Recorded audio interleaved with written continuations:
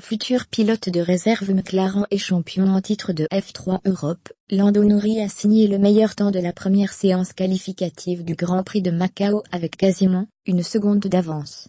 Le Britannique, qui n'est arrivé à Macao que mercredi en provenance du Brésil, où ses essais en F1 ont été annulés, a réalisé 2 tours considérablement plus rapides que ceux de ses rivaux au volant de sa Carlin à moteur Volkswagen. Lire aussi, Norris va faire ses débuts en F2 des Abu Dhabi.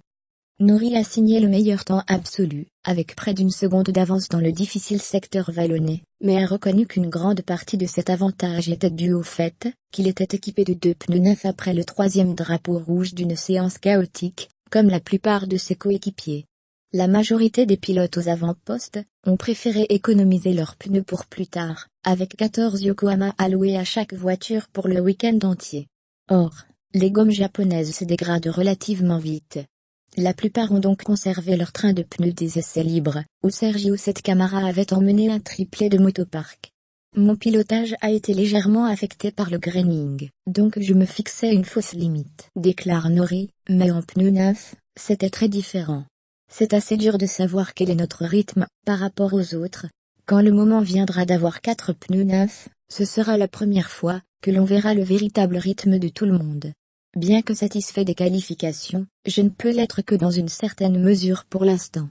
Pedro Piquet a également chaussé des pneus neufs après le 3e drapeau rouge, et a pris la 2e place avec sa Van Amersfoort. Il était également 2e en pneus usés, puisque seul Maximilien Bunté le devançait au moment de cette 3e interruption.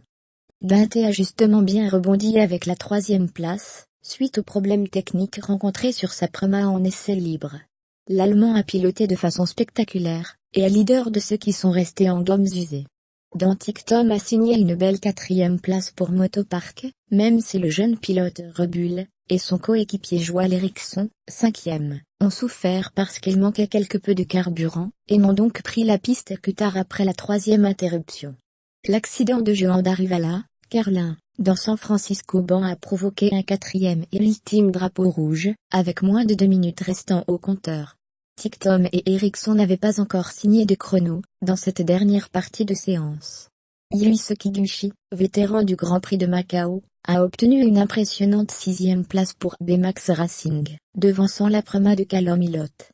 Ce dernier n'a, lui aussi, pris la piste que tard en fin de séance, en l'occurrence, il avait quelques problèmes mineurs à résoudre auparavant. Je n'ai fait que 3 tours. Est-ce impossible que tout le monde se tienne à l'écart des murs pendant 2 tours, s'est-il plaint. Lire aussi, Fenestra avec une livrée vaillante à Macao. Champion en titre de Formule Renault Euroq, Sacha Fenestra a signé une solide 8e place au volant de sa vaillante Carlin, devançant Sergio Sette Camara, dont l'accident à Fisherman Ban a provoqué le 3e drapeau rouge, et un retard de près d'1 heure, pendant que le rail était réparé. Guan Yu Zhou, jeune pilote Ferrari, complétait le top 10.